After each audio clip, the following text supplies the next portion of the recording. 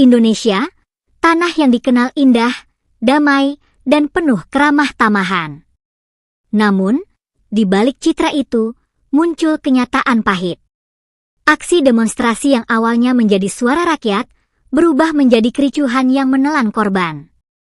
Salah satunya adalah seorang pemudi ojek online yang tak pernah menyangka perjalanannya hari itu menjadi yang terakhir. Kepergiannya membuat banyak orang terhenyak, termasuk para bule yang tak percaya melihat wajah lain dari Indonesia yang mereka cintai.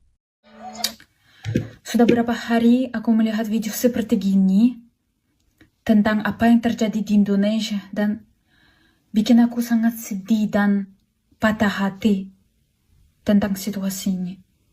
Semuanya kata-kata hilang dari kepala aku, kayak kok bisa terjadi sampai gini ya. Saya berduka cita atas meninggalnya teman kita, sopir Gojek tersebut. Kalian tetap aman dan jangan sampai radikal.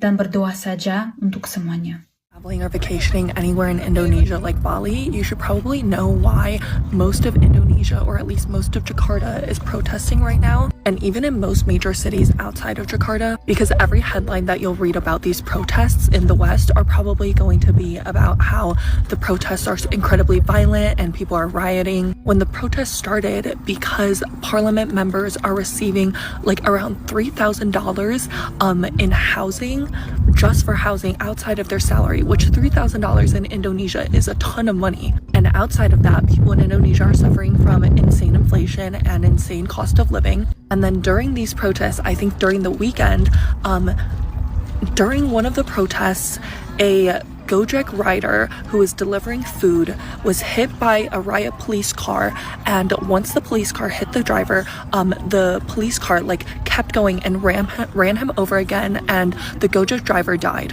And if you've ever visited Indonesia, you know that Gojek and Grab drivers are basically like the backbone of the country. And so when you read these headlines about how protesters and are rioting and they're violent, this is why they're protesting, and this is what the police do when they're supposed to be protecting the citizens, but instead. Beberapa hari lalu saya melihat berita bahwa ada supir Gojek. Saya sangat sedih kenapa ini bisa terjadi, karena saya sangat cinta Indonesia. Sementara di sisi lain, para bule menyadari ada sesuatu yang tidak beres dengan negeri ini. Mereka terkejut ketika mengetahui sistem demokrasi yang seharusnya menjamin kebebasan berpendapat justru dibatasi. Pemblokiran siaran langsung media sosial saat demonstrasi berlangsung. People of Indonesia are really doing their big one right now. That is how you protest. That is how you tell your government you're done with the bullshit. They're protesting because there's corruption in the government where representatives are getting a raise. Meanwhile, the working class is dealing with high unemployment and high cost of living. There's a creator on here. I tagged her below. She does a really good job of breaking it down and make it easy to understand the conflict and what's going on. So I would definitely give that a watch. The government has met the protesters with force, is also taking part in censorship.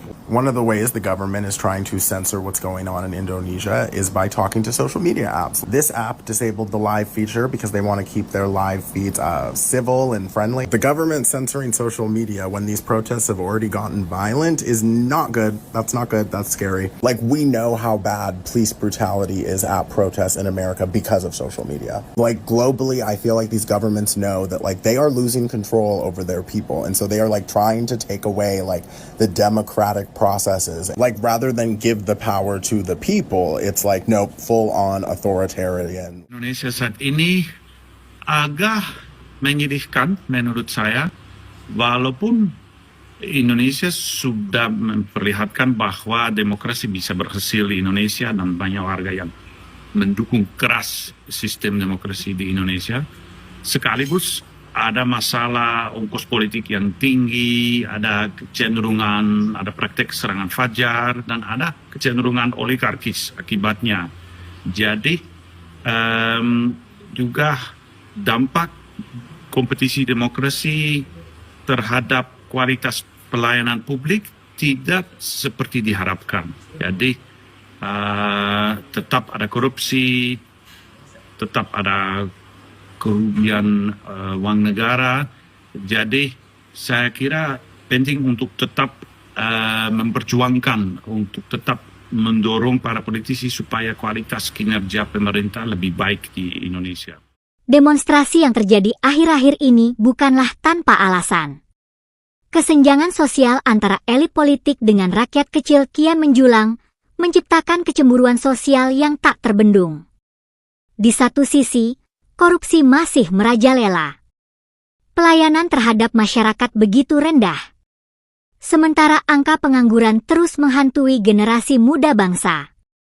Di tengah kondisi ini, rakyat turun ke jalan. Menyuarakan keresahan, menuntut perubahan, dan berharap suara mereka benar-benar didengar. Indonesia, negeri yang dikenal dunia sebagai surga bagi para pendatang. Namun ironisnya, justru terasa berat bagi sebagian warganya sendiri. Harapan itu tetap ada.